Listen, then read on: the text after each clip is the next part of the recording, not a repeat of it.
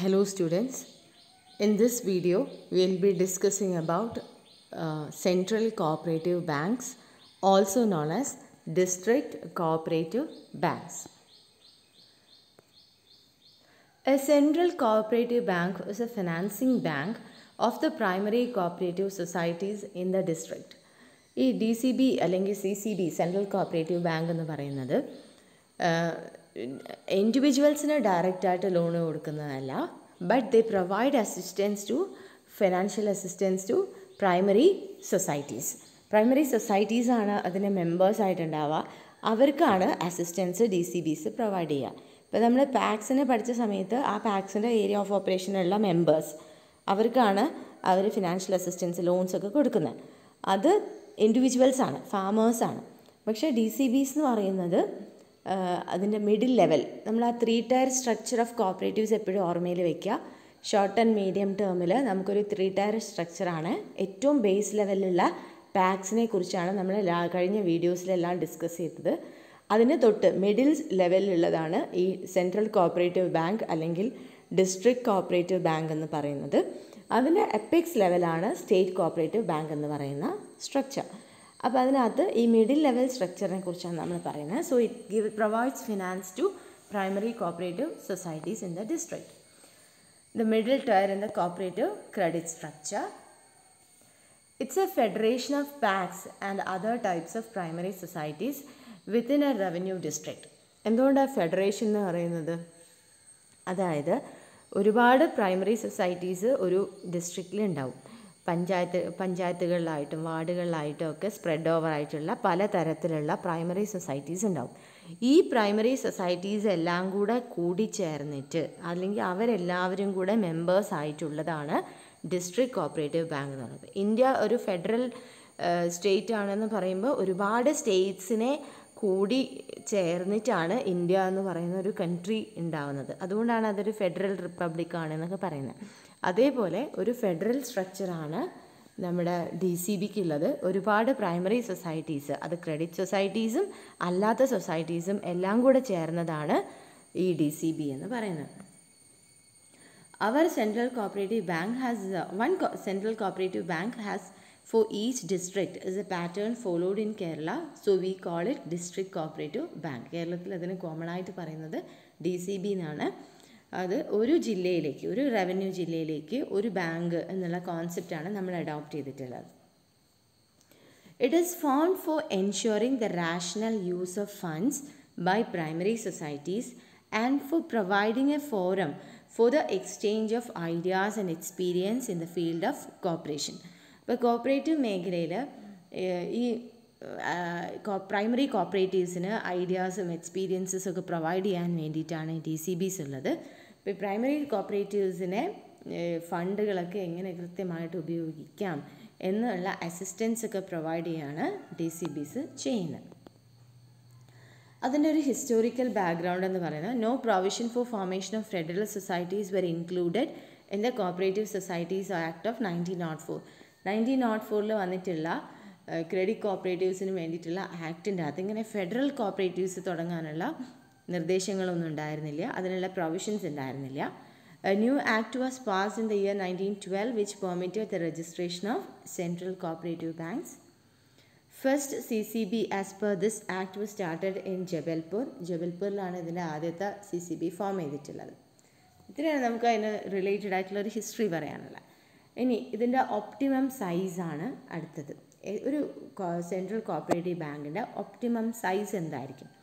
The standing advisory committee of RBI and also the Rural Credit Survey Committee recommended that optimum size is of one bank for one district.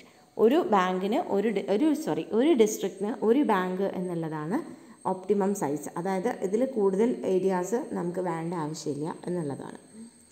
The optimum size of central cooperative bank is recommended based on the following characteristics. The institution should be strong and viable. It should be able to draw the attention of people.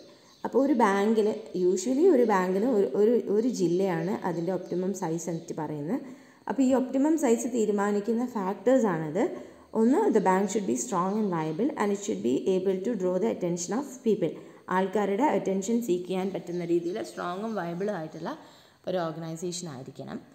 Then it should be able to create confidence among the public by its efficient dealings. അതിൻ്റെ പ്രവർത്തനങ്ങൾ കൊണ്ട് ആൾക്കാരുടെ ഇടയിൽ ഒരു confidence build-up ചെയ്യാൻ അതിന് സാധിക്കണം.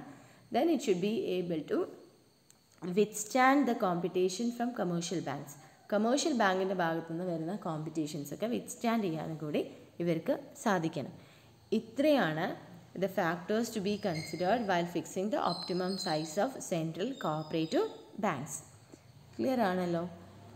ഇനി നമ്മൾ അതിൻ്റെ ഏരിയ ഓഫ് ഓപ്പറേഷൻ, ഇത് സെയിം തന്നെയാണ്, ഒപ്റ്റിമം സൈസിനോട് ചേർന്നത് തന്നെയാണ്. The area of operation is generally confined to a revenue district. അടുത്തത് അതിൻ്റെ മെമ്പർഷിപ്പാണ്. ആർക്കാണ് DCBയിൽ മെമ്പേഴ്സ് ആവാൻ സാധിക്കുക?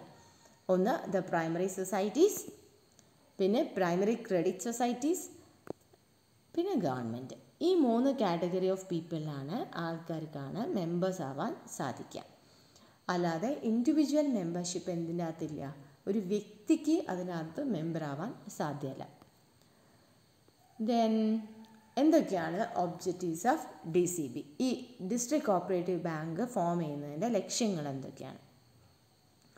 To provide loans to the affiliated primary credit societies and other primary societies. ഞാൻ പറഞ്ഞല്ലോ, ഫിനാൻസിങ് നീഡ്സ് ഓഫ് പ്രൈമറി സൊസൈറ്റീസിനെ മീറ്റ് ചെയ്യുക എന്നുള്ളതാണ് ഇവരുടെ ഒരു ലക്ഷ്യം. ലോൺസ് പ്രൊവൈഡ് ചെയ്യുക ആർക്കാണ്? പ്രൈമറി ക്രെഡിറ്റ് സൊസൈറ്റീസിനും പ്രൈമറി സൊസൈറ്റീസിനും. Then to add as a balancing center of resources for primary societies. Primary സൊസൈറ്റീസിൻ്റെ റിസോഴ്സസ് ഒക്കെ ബാലൻസ് ചെയ്യുന്നത്, അതായത് ചില പ്രൈമറി സൊസൈറ്റീസ് ഭയങ്കര സക്സസ്ഫുൾ ആയിരിക്കും, ചിലത് എന്താ ഭയങ്കര ഡോർമെൻ്റ് ആയിരിക്കും, അല്ലെങ്കിൽ ചിലപ്പോൾ ഭയങ്കര വീക്കായിരിക്കും. അപ്പോൾ ഇതിൻ്റെ ഇങ്ങനെ ഒരു ജില്ലയിൽ പല സാമ്പത്തിക സ്ഥിതിയിലുള്ള പ്രൈമറി സൊസൈറ്റീസ് ഉണ്ടെങ്കിൽ അതിൻ്റെ റിസോഴ്സസിനെയൊക്കെ ഒന്ന് ബാലൻസ് ചെയ്യാൻ, അതായത് with the help of viable primary societies non viable societies can also be upgraded. അതിനും കൂടെ റിസോഴ്സസ് പ്രൊവൈഡ് ചെയ്യാൻ സാധിക്കും. To arrange for the supervision and control of affiliated societies. ഈ അഫിലിയേറ്റഡ് സൊസൈറ്റീസിൻ്റെ വർക്കിങ്ങിനെ സൂപ്പർവൈസ് ചെയ്യാനും കൺട്രോൾ ചെയ്യാനും ഒക്കെ ആയിട്ടാണ് അതിൻ്റെ ഉത്തരവാദിത്വം കൂടെ ആർക്കുണ്ട്? DCBസിനുണ്ട്. To raise deposits from members and non members. ഇവിടെ നമുക്ക് മെമ്പേഴ്സിനും നോൺ മെമ്പേഴ്സിനും ഡെപ്പോസിറ്റുകൾ സ്വീകരിക്കാം. Then to convene conferences of the member societies and also to prescribe uniform procedure for the working of primary societies. അപ്പോൾ ഇവരുടെ കോൺഫറൻസസ്, ജോയിൻറ്റ് കോൺഫറൻസസ് ഒക്കെ hold ചെയ്യുക. പിന്നെ ഇവർക്ക് ഒരുമിച്ച് ഒരേ രീതിയിൽ ഒരു പാറ്റേൺ ഓഫ് വർക്കിംഗ് ഒക്കെ പരിചയപ്പെടുത്തുക. To open new branches with a permission of registrar of cooperative society. ഈ DCBക്ക് തന്നെ ഒരു DCB ആണ് ഉണ്ടാവാന്നുണ്ടെങ്കിലും അവർക്ക് ബ്രാഞ്ചസ് ഓപ്പൺ ചെയ്യാം. Then to maintain and utilise subsidiary state partnership fund. State partnership ഫണ്ടിനെ എങ്ങനെ മെയിൻറ്റെയിൻ ചെയ്യാം, യൂട്ടിലൈസ് ചെയ്യാം എന്നൊക്കെ ഉള്ളത് മെയിൻറ്റെയിൻ ചെയ്യേണ്ടതും യൂട്ടിലൈസ് ചെയ്യുന്നതും ഇവരുടെ ഉത്തരവാദിത്തമാണ്. Okay. To undertake other measures conducive for incidental to the above objects. അതായത് ഈ മേൽപ്പറഞ്ഞ കാര്യങ്ങളൊക്കെ സാധിക്കണമെങ്കിൽ എന്തൊക്കെ ചെയ്യണോ അതൊക്കെ ചെയ്യാനുള്ള ഒബ്ജക്റ്റീവ്, അതൊക്കെ ചെയ്യാനുള്ള റൈറ്റ് ഈ DCBസിനുണ്ട്. അപ്പം അതാണ് ലാസ്റ്റ് പോയിന്റ് പറഞ്ഞിരിക്കുന്നത്. Hope the objectives are clear. ഇനി ഇതിനകത്ത് ലയബിലിറ്റി. ഇതിൻ്റെ ലയബിലിറ്റി എങ്ങനെയാണ്? ലിമിറ്റഡ് ലയബിലിറ്റിയാണ്. The liability is limited to the value of shares. ഇനി ഫണ്ടിൻ്റെ കാര്യം, ഇതിനെ കാശ് എവിടുന്ന് കിട്ടും? ഈ DCBൻ്റെ ഫംഗ്ഷനിങ്ങിന് the authorised share capital of DCB varies from 50 lakhs to 1 crore. 50 ലക്ഷം മുതൽ 1 കോടി വരെയാണ് ഇവരുടെ ഓതറൈസ്ഡ് ക്യാപിറ്റൽ. ഇവർ 2 തരത്തിലുള്ള ഷെയർസ് ഇഷ്യൂ ചെയ്യും. One is A class shares, ഒരു 100 രൂപയ്ക്കുള്ള എ ക്ലാസ് ഷെയർസ് ഇഷ്യൂ ചെയ്യും, which intended for the primary member societies. Member societies ഇല്ലേ, പ്രൈമറി ക്രെഡിറ്റ് സൊസൈറ്റീസും അല്ലാത്ത പ്രൈമറി സൊസൈറ്റീസും, അവർക്കുള്ളതാണ് A class shares. And B class shares is reserved for state government. അതിൻ്റെ rate എന്ന് പറയുന്നത് അതാത് സമയത്ത് ഫിക്സ് ചെയ്യുന്നതാണ്. അപ്പോൾ B class shares is reserved for state government. ഇങ്ങനെ ഈ ഷെയർസിൻ്റെ കൂടെ along with the share capital the funds also include deposit from members. ഫണ്ടുകളെ കുറിച്ച് നമ്മൾ അപ്പോൾ മെമ്പേഴ്സ് ആൻഡ് നോൺ മെമ്പേഴ്സിൻ്റെ അടുത്തുള്ള ഡെപ്പോസിറ്റ് ഉണ്ട്, then reserve fund ഉണ്ട്, and other reserves created by the bank, and also loan from state cooperative bank. അപ്പോൾ ഈ primary സൊസൈറ്റീസിന് loan കൊടുക്കുന്നത് DCBs ആണ്, DCBsന് ലോൺ കൊടുക്കുക സ്റ്റേറ്റ് കോപ്പറേറ്റീവ് ബാങ്കാണ്. അപ്പോൾ അങ്ങനെ ആ ലോണുകളും അവരുടെ ഫണ്ടിൽ പെടും. അപ്പോൾ ഫണ്ട്സ് എന്തൊക്കെയാണ്? Share capital, deposit from members and non members, reserve fund and other reserves created by the bank, and loans from state cooperative bank. ഇനി അതിനകത്ത് നമ്മൾ എന്ന് പറയുന്നത് individual maximum borrowing power, MBP എന്ന് പറയുന്നത് മാക്സിമം ബോറോയിങ് പവറാണ്. Individual maximum borrowing power പറഞ്ഞാൽ ഈ ഒരു DCBക്ക് എത്രയാണ് അതിൻ്റെ borrowing power? It is 10 times of the paid up share capital of the member societies. Member സൊസൈറ്റീസിൻ്റെ paid up ക്യാപിറ്റലിൻ്റെ 10 ഇരട്ടി വരെ ഇവർക്ക് എന്ത് ചെയ്യാം? ബോറോ ചെയ്യാം. ഒരു DCBക്ക് വേറെ ഏതെങ്കിലും ഇൻസ്റ്റിറ്റ്യൂഷനിൽ നിന്ന് ബോറോ ചെയ്യാനുള്ള പവർ എന്ന് പറയുന്നത് 10 times of the paid up share capital of member societies ആണ്. It should not exceed maximum limit fixed in the bylaw of member societies. Member സൊസൈറ്റീസിൻ്റെ ബൈലോയിൽ ഫിക്സ് ചെയ്തിട്ടുള്ള മാക്സിമം ലിമിറ്റിൽ കൂടാനും പാടില്ല. ഇത്രയാണ് കണ്ടീഷൻസ്. അപ്പോൾ നമ്മൾ ഇന്ന് ഇത്ര വരെ ഡിസ്കസ് ചെയ്യുന്നുള്ളൂ. DCBsനെ കുറച്ച് കാര്യങ്ങളും കൂടെ നമുക്ക് അതിൻ്റെ മാനേജ്മെൻറ്റ്, ബോർഡ് ഓഫ് മാനേജ്മെൻറ്റിനെ കുറിച്ച് പറയാനുണ്ട്. That will do it in the next video. Thank you.